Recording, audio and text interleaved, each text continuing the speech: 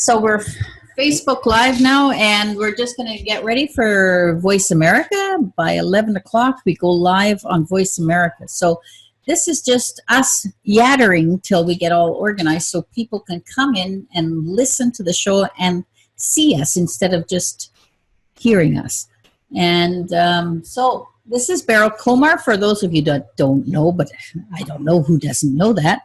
And my guest today will be Will Horton. And Dr. Will Horton has NFNLP, and he's a trainer in that.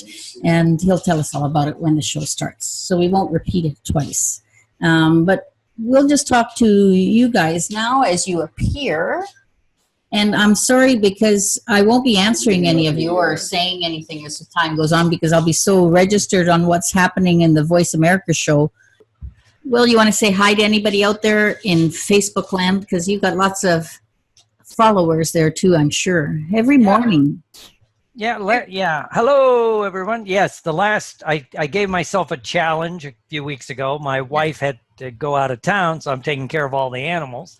And one of the animals she has is a horse. Every day I go out and have to clean the stall and take care of the horse. And I call it horse shit and humility exercise because you still got to shovel the horse shit. But it's a great analogy about life, because if you clean the stall every day, it's not that bad. Yeah. If you skip a couple of days, there's a lot of shit in there. And it's tough, right? Yeah. I use that analogy for us. What we do is we don't take care of the little piles. You know, it's like we'll ignore it. We'll throw more. You have like it's like sawdust kind of stuff in the if you're not into horses. You know, it's the bedding. So you just throw a little extra on top, but then it's much easier to get it out before it builds up. But those of us that as you said, I'm a psychologist as well as an master level alcohol and drug counselor, and then of course hypnotist and NLP. Unfortunately, people don't show up till the stall is overrunning with crap, right? Yeah. And you got so much crap you have to sort through. You don't know what the real crap is you need to get, right? And so it's like, and the great thing about hypnosis and NLP, just like in the schools of therapy, there's a lot of different ways to get there. There's no one way. There's no right way. Usually what I've seen is the practitioners kind of drift toward what fits their personality best, whatever that happens to be. But anyway, I love doing that in the morning. My task, like I said myself, was since I got to be there every day, and usually when I'm taking care of the horse for my wife, I try to do a Facebook Live because it's a nice setting. And to be honest, people love the horse. Sometimes people say, "Why don't you just shut up and show the horse?" Right? And so I do it there. So my task was to do it almost every day up until next. August 5th, I leave to go to the National Guild of Hypnotists Convention, and I'm there for 2 weeks because I teach before and after, and then I'm home for a couple of days, then take off and go to Hypno Thoughts, where I'll see you. I'll see Beryl at both. I'll see you at Hypno Thoughts. So I've been doing it every day, and I'm following through, and it's kind of fun. It's kind of fun to do Facebook Live and get the thoughts going and make yourself focus. Okay. But I don't think we're on Facebook Live. Well, that was wonderful, but I think our connection's not working on Facebook. It's going up and down all the time. We have it recorded, so. But it's recorded, so don't be concerned. Okay. We'll put it up later if it's not doing right. It's interesting what you're saying. I think it's also about discipline as well, and a commitment to yourself that you do this every day. And in much of the things that we do with our clients, when we give them homework and we say, just do this little task every day, a bit like Erickson did, and they come back and say, oh, no, I didn't do that. Oh, no, I didn't do that. You wonder, are they expecting us to do all the work? Are they prepared to do the work themselves? All right. What do you think of that? Yeah, I always love the client will come in. I want this more than Doc. I want this more than anything in the world. Stop smoking, lose weight, whatever, improve my relationship. I want it more than anything. And you say, okay, do these 3 things. They come back the next week. No, I didn't do it. So it wasn't that and I do take the Milton Erickson a la Richard Bandler approach of I call people on their crap, so it's kind of like, no, it's not that important to you, or you would do it, so yeah. And again, I think a lot of that is we've been in the whole Western world, we've been spoiled by the Western medical model of let the doctor do it for you. Yes. Here, take this pill, go get this surgery, whatever it is. You don't have to do anything. And so then when it comes to actually doing stuff, people are like, what? Yeah. That's what I've been encouraging on this program is that I say, take responsibility and become part of your medical team. Instead of being told what to do, be there and be responsible and do what you need to do also. Well, and my first clinical specialty with hypnosis and NLP is addictions, right? I'd say my clinical specialty is addictions and performance enhancement. Those are the two things I focus on. But I'm one of those guys in the addiction world. The last treatment center I worked at, I was the clinical director, and I'm like, okay, when somebody's in withdrawal, I want them to hurt. Mm-hmm. And they're like, oh, we could give basically Valium. I can never pronounce that but the Valium drug, or one of these tranquilizers, which will lower the withdrawal, right? Yeah. But I'm like, no. Why? You know why you're in withdrawal? I gave a talk. You know why you're in withdrawal? Because you messed up your body. Your body's telling you, don't do this shit anymore. If I make it go away and we put you on the Valium and we taper you off over 4 days, you're like, that wasn't that bad. No, True. So, Yeah, you have to go so low that you. We're live. Great.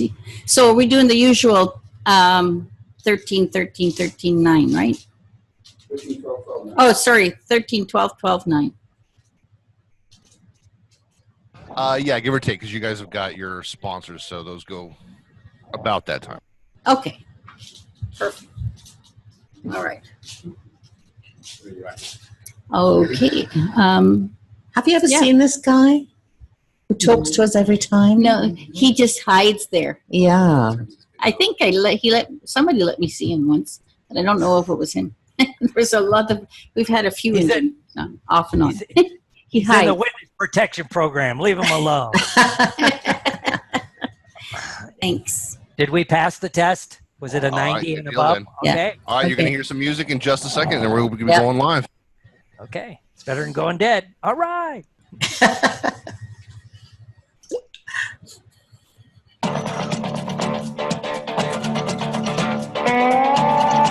Have you ever wondered what hypnosis might be and what it can do for you? You've come to the right place. Welcome to Hypnosis Everywhere with your host, Inez Simpson. This is the show that talks to everyone, from the experienced practitioner to the cautiously curious, and yes, even the skeptics. Now, here's Inez Simpson. Hello, everybody, and welcome to Hypnosis Everywhere. And Martin is not being my co-host today because I have my friend Beryl Comar staying here. I'm kidnapped. He's kidnapped. He's hiding behind there. Anyway, so she's going to be Hi, everyone.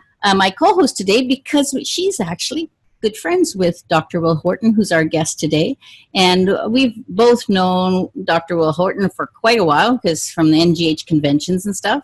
But they're quite good friends. So I said, since you're here, you can boot Martin out. That's right. So welcome, Dr. Will Horton. And please, I'd like you to tell the audience who you are, what kind of background, and all the stuff about what you believe hypnosis is and how you came to it. Okay. Well, thank you. Thank you for allowing me to be on the show. And hello, Beryl. Yes, I've known Beryl for 20 years now, I think. A little over 20. More. We met in India. Met in India at a training. I was doing a That's training, right. and she flew over from Dubai. So it really is a small world. Well, I've been in the hypnosis and NLP world for over 30-something years now consecutively. I'm also a licensed clinical psychologist, a master level alcohol and drug counselor. And it's kind of interesting to me because the first time I experienced hypnosis, was in high school, like a lot of people. I had a book. It was called Hypnosis for Change. It's still in print. It used to be in an orange book. I got to get an original copy because I remember I got the book and thought it was so cool. And I read it and hypnotized a couple people, and it scared the shit out of me, to be honest with you. It was like, because it was so easy. I read, and this person was in trance. We did some stuff. It worked. But like a lot of people, high school, especially me, you know, I was a drunken football player, athlete. That's all I cared about. But I did make some hypnosis cassettes. I'll date myself. It was, you know, late 60s, early 70s. So I made these self-hypnosis tapes, and I really liked it. But it kind of got put on the back burner. After high school, I went in the military. And then in real rapid succession, not to bore you with my story, I basically, an addiction took away a military career that I was developing. And then right after that, I fell in love with acting and theater. I had the chance to go into acting, and the addiction took that away from me. And I couldn't beat the addiction. So I went into treatment through the Veterans Administration because, you know, I'd spent my time in the Army. And I couldn't beat the addiction. I kept relapsing. I kept going backwards. And, you know, it was traditional treatment and the 12-step program, which I love. And I'm very active to this day in a 12-step program. But I couldn't beat it. And then I was exposed to someone who did some hypnosis and NLP techniques, which suddenly it all came together. That's the only way I can describe it. All of this stuff started to come together again. You know, it was... It made sense, the 12-step program, how things worked, you know, and I was finally able to put the addiction in the rearview mirror and move on with my life. And so I kind of stumbled into being an alcohol and drug counselor because people who get better want to share. So I was studying that. And then back in those days, in the early 1980s, it was easier to find NLP training than it was hypnosis. I mean, this was 15 years before the internet, so you just couldn't look something up. There were very few places to learn hypnosis, right? There were books, and in fact, I still argue a lot of the old guys in hypnosis and girls in hypnosis, how they learned hypnosis was they read a book and started hypnotizing people because there was no training. And so I went to some NLP trainings and I fell in love with it. And I kept thinking, why aren't we doing this in the alcohol and drug treatment world? And then I stumbled into some hypnosis trainings and it just kind of kept morphing. And because, you know, being a veteran and disabled vet through some other issues, I got to go back to school and get my doctorate in psychology. And so here I am. And so, you know, that's one of my passions. And so one of the things I like about hypnosis, and especially the NLP, which NLP stands for Neuro-Linguistic Programming, it is not a form of hypnosis. I stress that. I hate when people go, it is a tool. NLP is not a tool. NLP is a method of communication. It is a toolbox that all these other things, regression hypnosis, cognitive behavioral therapy, rational emotive therapy, psychoanalytic therapy, Freudian therapy, it can all fit into the box that I would call NLP because it's about information and how your brain is processing information. And there's a lot of neural research going on about how this stuff actually works. And so, you know, that's kind of my passion now. And the thing I really like about it, when you begin to understand what hypnosis is, what hypnotic trance is, what all of this is, it is everywhere. It's everywhere. You cannot not see it if you know what you're looking for. And I always, people go, you know, I can't be hypnotized. And they just described in vivid detail the last Star Wars movie, right? And I'm like, I hate to break this to you. You were just in a 2.5-hour trance, right? Yeah. But they're like, oh, no, you can't. So it's always so much fun for me. And, you know, and of course, because when I got into it, I still have a passion for addictions, helping people overcome addictions and beating an addiction. And then, of course, because I still do theater and acting, that's my other subspecialty, which is performing arts. And so those are the two things I do. But so that's a little bit about how I got into it. And I'm always fascinated when I see how hypnosis works in the real world and how obvious it is when you see it. The other day I was at a meeting. I'll tell you real quick. This is kind of a quick story. Okay, go ahead. I was at a different kind of meeting, and there was a guy sitting there, and he started his thing, and he was going off on rich people, right? And I'm like, okay, whatever, brother, do whatever you know, whatever. And he goes, you know, I just don't believe that rich people are comfortable. I don't believe they can get a good night's sleep. And I'm like, I don't know. I know an awful lot of rich people. They sleep very well. The only difference is they're sleeping on a $10,000 mattress, and you're sleeping in your car. But when I'm listening, the moral of the story is, the minute he started talking and he was saying what his true beliefs were, So I said, let me ask you a question. I said, you follow sports, right? He was a football fan. I go, yeah. What do you think about that guy that just signed, what's his name? LeBron James just signed that $150 million contract. And he went, nobody's worth that kind of money. And I went, the first rule of economics in a capitalistic society is no one's going to pay you money unless you're worth it. And I said, what I noticed the difference, sir, is the people I know that have money, when they see somebody like LeBron James get a check for $150 million, they go, good for him. Right? As opposed to you are like, this is not fair. And don't say what teachers make this or soldiers make that. If that teacher was 6'9" and could dunk a basketball, they might not be a teacher. They might be playing pro basketball. But it's about a belief set, which, again, when you get into what we do for a living, that's going to make his world real, because it sets what we call your reticular activating system, right? Beryl heard me go on my rants about your reticular activating system.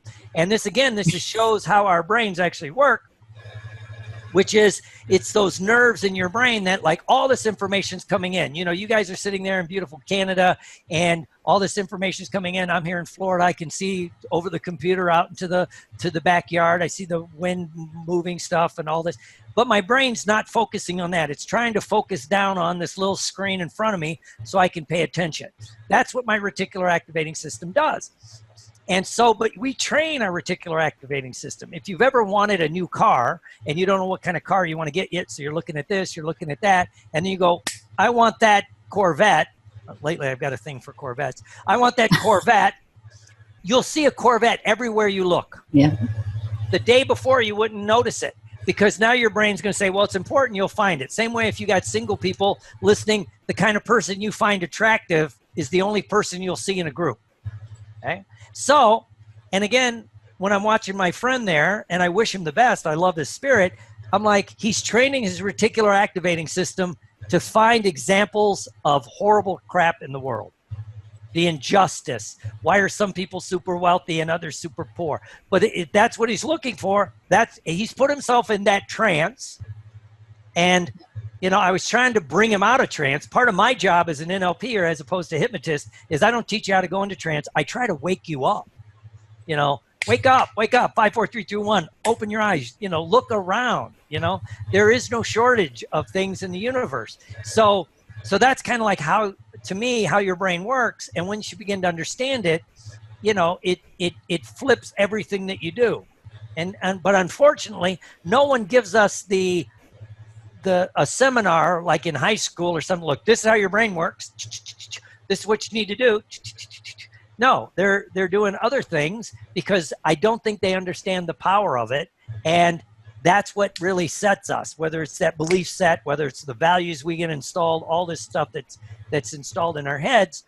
And again, like in my overcoming addiction, one of the things I had to overcome was a deep belief set that, because of the way I was raised, don't trust a man that doesn't drink. Real men can handle their liquor, and a couple other things. So then I'm 25 years old. I'm a combat veteran trying to sober up. And suddenly it's like, okay, except for the fact, and you can't have fun without drinking. That's another big one. So now, other than the fact I'm not a real man, you'll never trust me, and I'll never have fun again, this should be an easy thing to do. Right? Yeah. And I had to get those beliefs out of the way to realize, there's nothing in my life a drink will make better. There's no pain a drink will take away. And there's no behavior I do that I need a drink to do to go out and do, whether it's dance, make love, do the things, whatever it is, I don't need a drink to do. And then my life started to change. So I go off on these tangents. So no, that's good. And you've got about another couple minutes to go ranting. It's good. I like the rants. I'm used to them. And you travel all over the world. We do that. We all do it. We just get so passionate about our stuff, and I just start to it all spills out, and I love it. So keep going. It's good. Yeah, and you see all over the world all these beliefs that are just structured in by society, by different belief sets of the parents and everything, just passed down, and then we become who we're programmed to be. Yeah, and one of the things clinical psychology got right, that didn't get a lot right, but one of the things it got right is that basically we're all born tabula rasa. We're born a blank slate, and most of this stuff is encoded in us. Other than the fact now they know there are certain things that are genetically pre-programmed in. The fear of the dark, fear of spiders, fear of snakes, fear of heights. Those are few things they know that are genetically programmed in to keep you alive. Your whole programming in your brain at that level is only meant to keep you alive. It is also why a hypnotic state is encoded into your neurology as a way to get out of stress, and we can talk about that it's natural and it's what happens. Yeah, I think we're going to go to a break in a little while, but just all that stuff is where we are coming from in NLP, hypnosis, all those things. And I consider everything hypnosis. I consider breathing, sleep. Everything is just about hypnosis. It's, people get so stuck on that word, and it's a word we've created and we use it. But it's everything and it's everywhere naturally. So anyway, we're going to go to break now, and I'll see you on the other side. All right, you're clear. Thanks. Okay. So, Inez, can we turn the volume down on your mic a little bit more? a little bit more. Okay. Yeah. How's that? That way I can Much? Go ahead and talk for me again. Okay. Is that too much now? Count back from 5 for me. 5, 4, 3, 2, 1. Maybe just a hair more. That way I'm just trying to balance you guys out a little bit. That way I can keep his volume up. Yeah. Okay. 5, 4. Okay. Yeah, that should work right there. Thank you. Great. Cool. Sorry, just everything got a little bit distorted once we actually went live. So. Yeah. Okay. Great. What are you doing, Martin? It's interesting what you're saying, Will, about the RAS, because here I am in Canada, totally different from a desert of Dubai. And we went through woods and forests and things yesterday. And I'm like, I'm focused on bears. I've got to find these bears. I can't leave Canada until I find a bear. And everywhere I go, it's like, oh, the bears were here yesterday, Beryl, but not today. Yeah, it's not, they're not out every day and everywhere, She's very fixated on it. I'm looking for bears. Anyway, but we are having a good time together, and she's going to be teaching hypnodontics again in Vancouver just before she heads off to the after NGH. And then I'm not hanging out with you guys at NGH or HypnoThoughts, but I thought okay. Well, I've got Tim Horn teaching Simpson protocol at NGH, and Greg Beckett at HypnoThoughts. So I sort of figure it's not really fair for me to go there. It's not that I don't want to go there and hang out, but I might hang out. But I've been gone so far that I'm quite happy just to be home for a little bit. Back in 10 seconds. Back in 10 seconds. Okay, great. Well, those of us that travel a lot like being home. Yeah.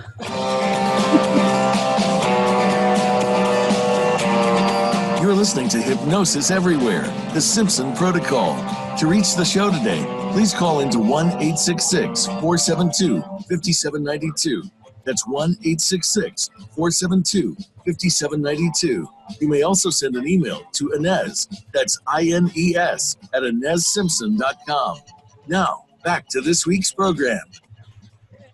Okay. Welcome back to Hypnosis Everywhere, and with Dr. Will Horton and my new wonderful sidekick, Beryl Comer. Hi. So, Will, you want to just take off on what you were talking about the addiction? So maybe we know how you came to hypnosis and everything, and how you see hypnosis. We've sort of got a gist of that. And so wherever you want to go now on either the addictions or keep going in whatever floats your boat. Addiction is a good topic, I think, because, here in the States, we're going through the opioid epidemic or crisis. It's also hitting Canada and in fact, the entire world, because people want to escape. And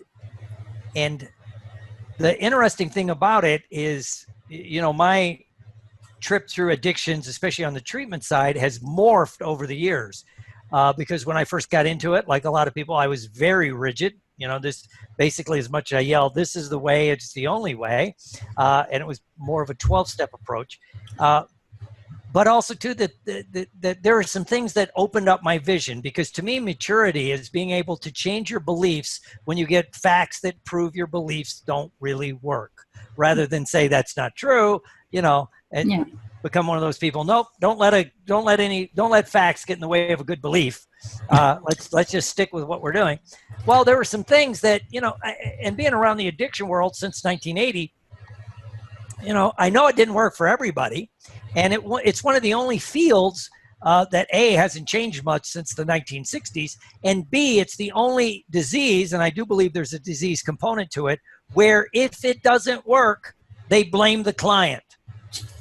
Rather than, let's try something different. No, you just do it more. If you go to your doctor and you got an infection and they give you, a simple antibiotic and it doesn't work, they don't yell, "You're stupid, just do more." No, they give you a different antibiotic. They give you a different treatment. But the addiction world was like, nope, which then adds guilt, shame, remorse on a bunch of people that already had a boatload of guilt, shame, and remorse for maybe the lifestyle that they lived for many years. And so I was always wondering about it. And I knew hypnosis, which I'll come back at the end, and NLP was a great way to do it, because it's all about entering into an altered state anyway. And what happened was, there was a commercial. I call it the Happy Rad Study. These are the things that changed my whole world about addictions. The first is the Happy Rat, right? Back in the late 60s, early 70s, they did a study, and they made a commercial out of it. And they took a rat and they got it hooked on first, I think, cocaine and then heroin.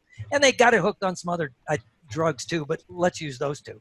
And then they showed the rat in the cage. It's all strung out and it just keeps getting high. And then they drop in like a female rat, and it would ignore the female. It would ignore, basically it would do the drugs till it died, right?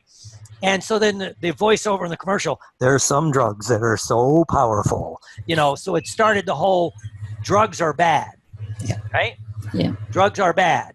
Okay. Well, and that was going on. And then it also tied into an interesting geopolitical thing going on in America, which was they could use that idea for a political purpose later on, which I'll get to.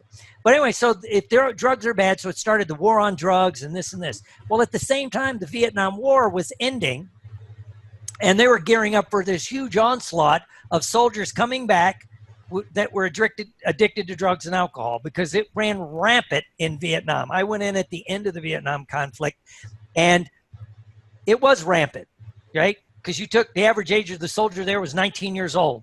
It was an unpopular war. There was none of this crap, "Thank you for your service." It wasn't an exaggeration. They were spitting at you, and it was not comfortable. So you're putting these kids in an uncomfortable situation. You're putting them in the unhappy rat cage, right? So they get addicted to, and there's hashish, and there's heroin, and there's cocaine, and there's massive amounts of alcohol. So all these people got hooked.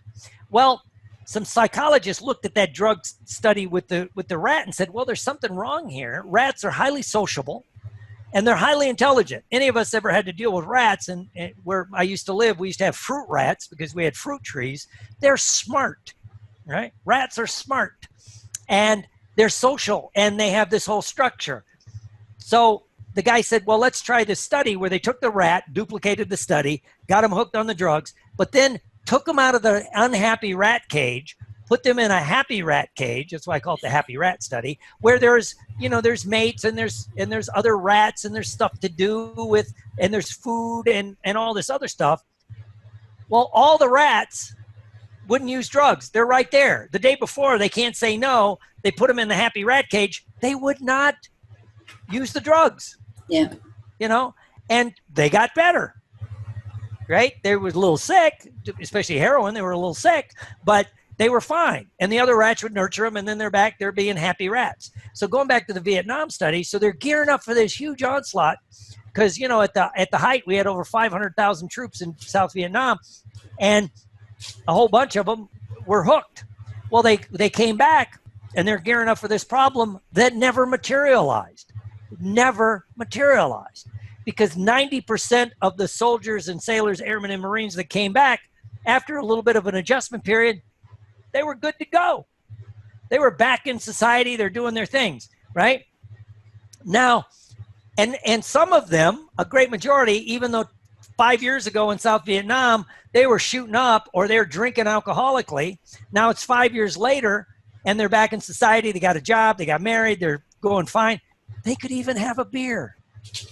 And they didn't freak out. They didn't go like in the 12th say, oh my God, once you're a pickle, you'll never be a cucumber again, and all these other things. So you're like, what's going on? Well, they got out of the unhappy cage and went into a happy cage.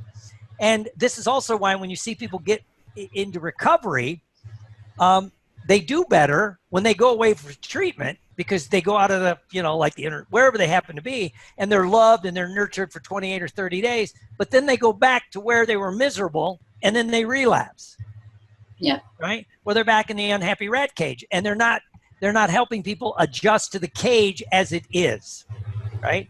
And so as I started doing that, I came up with this thing I call the boxes, and another person kind of had this idea and we started talking, but the boxes are, most of us when we're young in the Western world, when we're quite young, we don't use drugs or alcohol. It just doesn't happen. You're abstinent because you're a kid. But then you hit that stage, and depending on where you are, usually a teenager, you experiment. As much as every parent goes, not my kid, bullshit, people experiment with drugs or alcohol, right? Well, most people are going to go from that experimental stage. So there's the abstinent stage, experimental stage, and there'll be a few that go back, I don't like this. It doesn't like the way it makes them feel. Right? One of my friends is like that, didn't like it, never drank, never drugged, fine. But most of us will go from okay, and then they'll go into the social use stage. Great, right? They'll drink, not drink, have a glass of wine, and whatever. My wife's like that, but it's no big deal. Well, and that's the majority of the population. And then there's a few that go into the next box would be the substance abuse box. Right? So you're abusing a substance, alcohol, drugs, doesn't matter what it could be, sex, gambling, whatever it is. And it could be a reaction to what's going on. You're in an unhappy rat cage. Your marriage sucks. You're in South Vietnam. Nobody wants to hear about your war stories because it's horrible. So you're drinking too much to ameliorate the pain.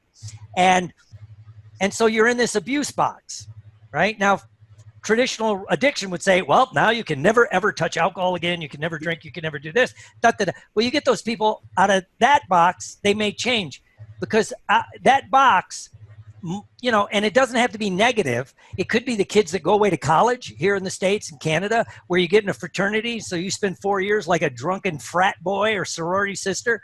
And then you graduate college, you come out and you go, shit, I got to get a job. This shit's not cool anymore. And they quit. They go back and they get normal. They were abusing a substance for maybe positive or negative reasons. That's irrelevant, but they could handle it and they could go back. But now we do know that genetically there's a small subset that fit into the substance dependence box. Now these people, if you go into that box, if you're abusing substances and you go into the substance, you happen to be dependent on it, it's more of an allergy. It's just the way your body reacts. My wife is allergic to shellfish, right? Mm-hmm. She cannot have shellfish.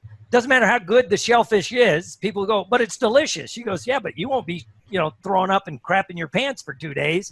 I will. She's allergic to it. I'm allergic to alcohol. I cannot drink it successfully. Something happens, and what they know with the addiction qualities in the genetic twist in this this dependence is, once you start, you can't stop. There's no off switch. So you keep going and going and going. So those people have to stay abstinent. This group has to stay abstinent. So most of us in the real world, when someone has a substance dependence, it's rare, but substance abuse is common. Maybe they're taking the opioids because they hurt their back and the doctor gave them opioids. And at the same time, which we see in America, and we just see it, when you look at where the opioid epidemic is the worst, places like West Virginia, places like parts of the Midwest where the steel plants are closing, the auto plants are closing, the coal mines are closing. These people got no future. I'm sorry, they're in a horrible situation. And contrary to, I don't care if it's politically incorrect, those jobs ain't coming back. That lifestyle's gone, right? So they're sitting there and they're in pain. Maybe they broke a back, broke a hip, and now they get the opioids work. So they're taking this, right? And now we do know a lot of those people, when you dry them out, if they have a future, they get a new career, they do that, it's easier for them to go back to being happy, right? And so that's the study that changed how I looked at addiction.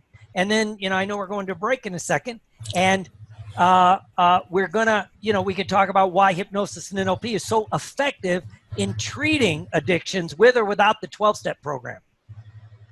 That's great.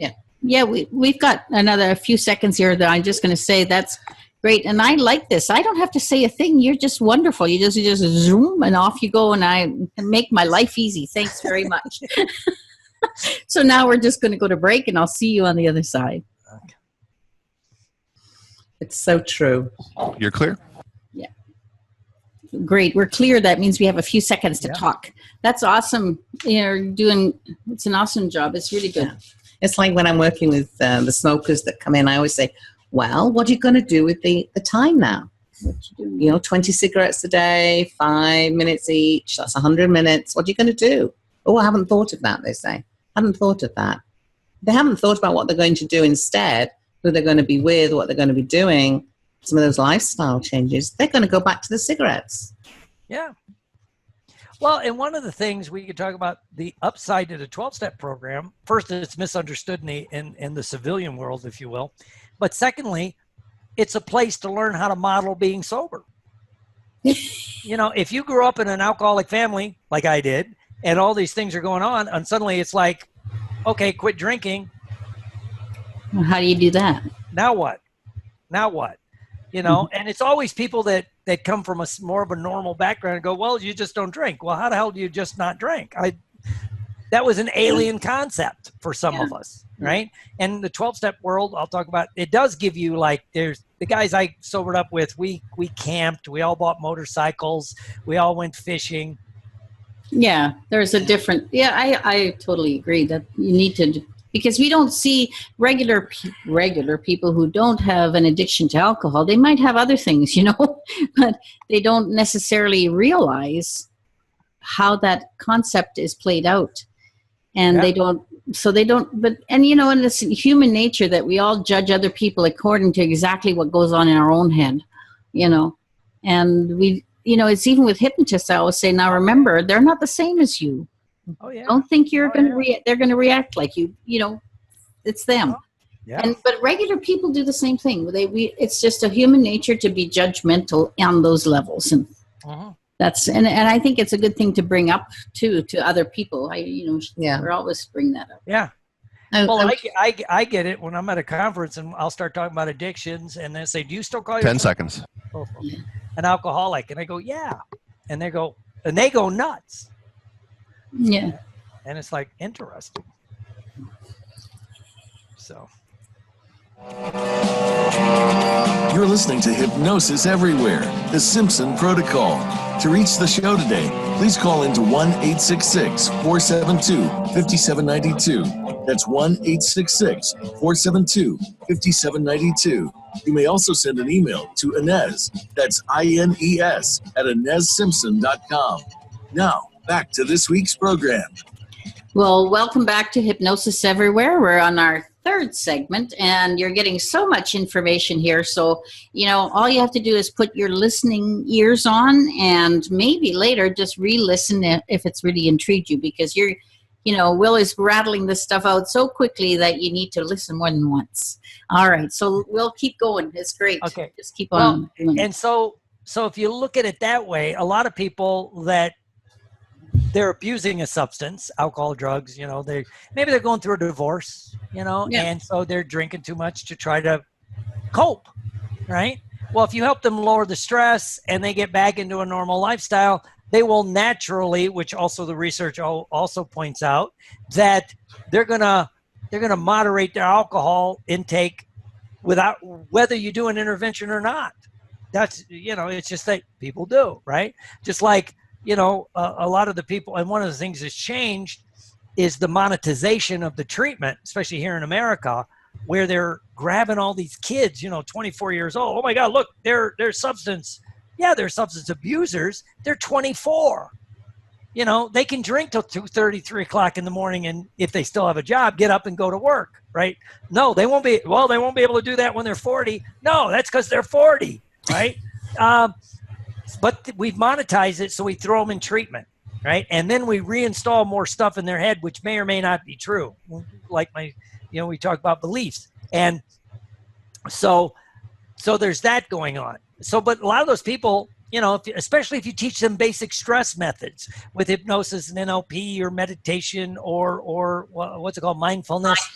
Yeah. They're gonna. There was that study done in the relaxation response by Dr. Benson, where when he taught people meditation, it was transcendental. But one of the side effects was that they quit smoking, they quit drinking, and this was in the 60s. They quit doing other drugs, right? Without ever just trying, because they were self-regulating their neurochemical pathways. And the other side effect was they became physically younger, because when you practice meditation or you go into hypnotic states, which lowers that, it releases growth hormone. So if we teach our clients that with hypnosis, or we teach them like mindfulness, which is just a form of hypnosis. Thank you. They're gonna self-regulate. But then we find out if they need more help, if they're in that dependent stage where they can't quit, then they might need more serious intervention, right? And even then, it still can be fixed. It's not that big a deal. It's just this group can never ever drink or do that thing successfully again. Right. Mm-hmm. And that's the thing. And that's one of the things the 12-step program got an awful lot right. Right. And we were talking at the break. What a lot of people don't understand about the 12-step program is it gives people a place to learn how to reintegrate into society successfully. Okay. So they can go there and find out what it's like. And you can also say, look, I got to go to a wedding next week. I'm terrified. Well, why are you terrified? Because they drink at weddings. I used to drink at weddings. And so, most people, if in the 12-step world, everybody's going to put your arm around you and say, it's okay. If you need help, somebody will go with you. Make sure you got your cell phone, call somebody. It'll be fine. Where a normal person might say, shit, get your head out of your butt. It's fine. Right. And then they'll be the first one at the bar when they're like, here, have one. You can have one. It's been 3 weeks. Right. And they, so it's like, that's one of the things the 12-step world does. It also, gives you a place to model that behavior, how to have fun, how to do things, especially those of us that grew up in a substance abusing household, right? Or a substance abusing subculture, which we have in a lot of areas, let's be honest, not just, in America, but everywhere. Well, you need a place to go to learn how to do these things. And one of the things I clash with people in treatment, not just with hypnotists and NLPers, but you see it somewhat even in the psychologist. It's like they claim the negative part is, well, you're relabeling yourself. Well, you've been sober 34 and a half years. Would you still call yourself an alcoholic? Yes. Right. And then they want to lecture me on it. Of course, my first response is, what I label myself should have absolutely nothing to do with you, nor do I give a crap what you think about how I label. What you think of me is none of my business. It's only what I think of me. And when I say I'm an alcoholic, that's to remind me, don't do this. My cousin's diabetic. He'll tell you he's diabetic. And there's no shame in that, because that way you might not offer him that juicy donut when he's on an empty stomach, which might, send him off to the hospital. Right. So what the 12-step program does is give you that nurturing environment to begin to make those changes. And little known to most people, the 12-step program, if you read their old literature, was meant to be a bridge back to normal living. It was meant to be a bridge back to normal living. It was never intended to be a life in and of itself. Yeah. Now, for some people, it becomes that.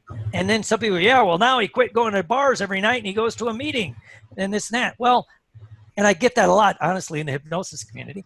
And I'm like, well, first of all, it's arrogant of you to think about what this person does.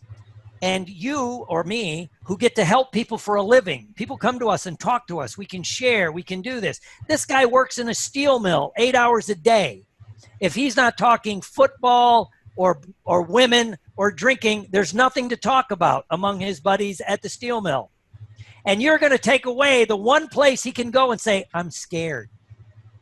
I don't know how this is going to work. I'm having issues with my wife, and I'm scared about it, right? You're going to take that away from him, and I call people on it. That's arrogant of you. I just did this at a site conference where someone said that. And I'm like, that's awful arrogant of you. And people pay you money for you to shit. Yeah, shit, that's what it was. But to talk about things. And that's what this person does. And a lot of my friends, this is their social outlet to really talk about feelings. And still in America and Canada and most of the world, we don't talk about feelings. It's verboten to talk about your feelings, about being, especially as a man, to be afraid or to be anxious or to be this. And you could go to this group and say, I'm nervous, right? And so that's one of the safe places to go. And real quick story to end it, I had a guy in my class, which was kind of interesting. He was a fundamentalist preacher, but he was taking a hypnosis and NLP class, and he did not like the 12-step program. And we went round and round. I don't know why people go. I don't know why people go. We got in this. It was so much fun. I'm sitting there. It made me think, how can I flip this guy's head around, right? Because everything's hypnosis. He's in his trance. And finally, I looked at him. I go, yeah, how long have you been saved? Since I was 16 years old. And he goes, yeah. I go, so you believe in Jesus Christ our Lord? He goes, yes. I go, you've been bathed in the blood of the Lamb. He goes, yes. I go, so you've got the Spirit. He goes, yes, I do. And I go, you can read the Bible. He goes, yes, I read it every day. I said, therefore you never have to go to church again. And he looked at me and he goes, well, what do you mean? I said, you've got Jesus. You can read. You've got the book. Why would you ever go to church? And he's like looking at me and he goes, well, I don't go for that reason. I said, well, maybe that's what these people going to the 12-step world go. It flipped him enough. He went back to his Baptist church and brought in some 12-step meetings. Good going. Nice reframe. Because he's like, I didn't think of it that way. It's like, you go there to be among your peers. That's what he said about church. I go there to be among other people where it's okay to let them know that you failed. Because that Christian, it's like, hey, and nobody's perfect. I said, well, maybe that's what they do at this 12-step world. And then he kind of got into it. And the last time I talked to him, he goes, yeah, it's a lot different than I thought it was. I know, and that's with most things when people have a very strong position on something that they just haven't had that looking at it through someone else's eyes. Yeah, and I've had people say they've been sober many, many years, but they go to meetings sometimes. Somebody today might need me. Yeah, and everybody wants to be significant. Everybody needs to give back. And very true. And yeah, you might go to that meeting and you could say, look, I've been there. I know what it's like to lose a business sober. I know what it's like to lose my parents. I know what it's like to go through a personal trauma, like my wife having a miscarriage. I know what this is like. I didn't drink over it, and that might be the reason you're there. That's right. Yeah. And it's not about wanting to drink. I haven't had a thought or a desire, knock on wood, to drink in, 33 of the 34 years I've been around. So you're a very well-known, or at least in my world, a well-known trainer, and you train NLP. But Beryl tells me that you have a great coaching course, and I never realized that. You want to just give us a couple? We got a couple minutes in this segment, so I thought I'd get you to do that. And we've seen, those of us been around the field a little while, we see these things kind of go in circles, right? And one of the good things about like coaching, or calling it personal coaching or life coaching, is it's friendlier to the general population, right? Because they might go see a coach. They don't want to go see a therapist. I need some coaching. I ain't crazy, right? Yeah. So they'll go see a coach. And if you've been trained, especially in NLP at the basic and the master level, you already have all the skill sets to be a life coach and personal coach. I'm sure Beryl will attest to that. You understand how to ask the question, which a lot of the coaching courses, people go, why am I not a member of the, I think it's called the ICF or whatever that is. And I go, well, first of all, I was doing this 15 years before they were invented. Secondly, their whole basic course is how to ask the 8 questions we learn in NLP at the first level, you know? Yeah. And so, but it gives you a structure on how to help people solve goals. The other thing to tie it in with hypnosis and NLP with coaching is it's all about problem solving and helping people get better and achieving whatever that goal happens to be. And so, I developed that coach, back in the early 90s, and I keep tweaking. Well, thank you for filling in that 2 minutes with that very important thing, because I haven't talked about coaching at all so far on the show, and I think that's great. So we're going to go off, and we have one more segment. Goes so fast, doesn't it? See you on the other side. Yeah. This is it. You're clear? Thanks. This is our last segment coming up, right? Yep. Yeah. It's what, 9 minutes? What is it? 13, 13, 9? 13, 12, 12, and 9 approximately. Yeah. Depends on, but that's the approximate. But this is the third one. Martin thinks it's second, but it's not. Yeah. And I've taught the NLP, NFNLP coach course in several countries now. Yep. Dubai, Lebanon, Spain, Malaysia recently. It's a good course. It's a good course. Oh, thank you. Yep. It's my brain. Yes. Remember that I should talk about, remember that commercial where it shows like eggs? This is your brain. Oh, yeah. And so this is your brain on drugs. I used to say, yeah, that commercial worked for me. They go, oh, you quit doing drugs? No, I quit eating eggs.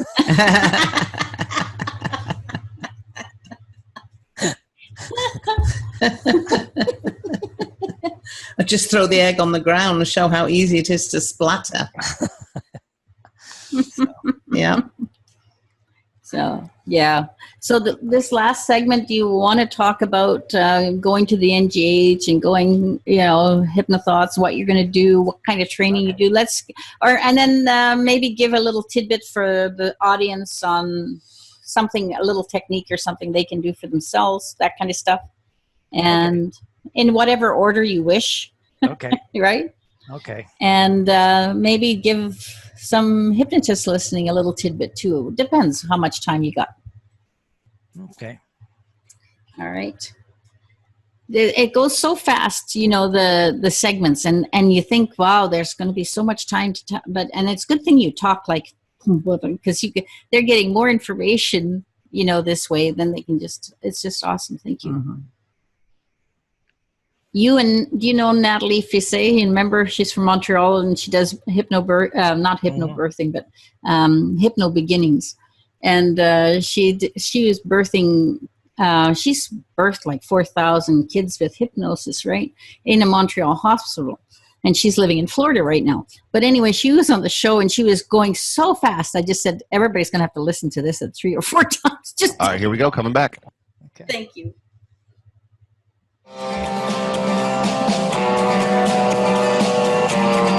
You're listening to Hypnosis Everywhere, the Simpson Protocol. To reach the show today, please call into 1-866-472-5792. That's 1-866-472-5792. You may also send an email to Inez, that's INES, at InezSimpson.com. Now, back to this week's program. Well, welcome back to Hypnosis Everywhere, and we have Dr. Will Horton here, and we're going to go into this segment. We've talked about addiction, so I'm just going to get him to now sort of vary out and talk about a few other things. So I'm just going to give it over to Dr. Will Horton now. Well, what I thought we'd do is kind of wrap it up with talk about a couple of things and tie it into how what I'm going to talk about next with the NLP and the hypnosis, how it ties into which is still a buzz thing, of the law of attraction or the secret, right? Yeah. And how your neurology ties into all this. But what I want to, a few years ago, I started teaching my hypnosis, my NLP a little bit different when I introduced the concept of the HOT model. And what the HOT model is, it's called hierarchy of thought, HOT, hierarchy of thought. And what that is, for those that don't know, you have 3 levels of thought, and that has to do with your triune brain. Right? This is actually based in neurology. You have your reptilian brain, and you have your mammalian brain, then you have your primate brain, and we're somewhere at the top of the primate brain. They think we're going to have another evolution, but that's coming up. But each level of thought happens in a different part of the brain. When you're in your reptilian brain, you're in the first level of thought. You're in an experience. When you're really focused, you're in the experience. That's all you can think about, right? So that's the first level of thought. And that's the simplest level of thought. And it's the level when you, like I say, you're very focused. And to use an analogy, this is like, let's say you're angry. When you're angry, you're angry. You're in that. And that's all you can see. It also trains your reticular activity. You're there, right? So that's your first level of thought. Then the second level of thought, you pull back a little bit and you think about the experience. I'm angry. I'm angry. Right? So it pulls you out. It's the first level of disassociation. And when you look at this model, it also explains trance perfectly, and it explains why NLP works magically with these techniques where it doesn't seem like you're doing anything.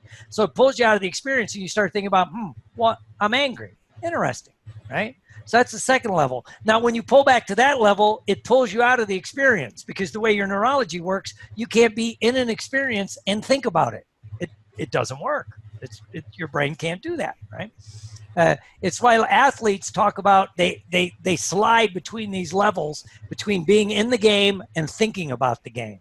They usually go to what we call that superconscious state of fourth level, where they're in the experience, but they can see the experience, right? So you have your first level of thought, you're in the experience. Second level, you're thinking about the experience, like, oh, I'm angry, I'm hungry, right? A great diet tip is, when you think you're hungry, pull back. Are you really hungry, or are you pissed off? Are you depressed, right? So there's that. Now, the third level of thought, when you move into the primate brain, is I think I'm having the thought I'm angry. So you start thinking about, am I really angry at Beryl, or am I angry because Christina pissed me off earlier, and then she did sort of the same thing, so I'm channeling all that rage at her. So I begin to think that way. But then when you're in that, then you can make changes. You can go back, I'm not really mad, I'm hungry, I'm tense, I need to get some blood sugar going, right? So you're going up and down these levels. And what trance does, some of our clients are stuck in that first level.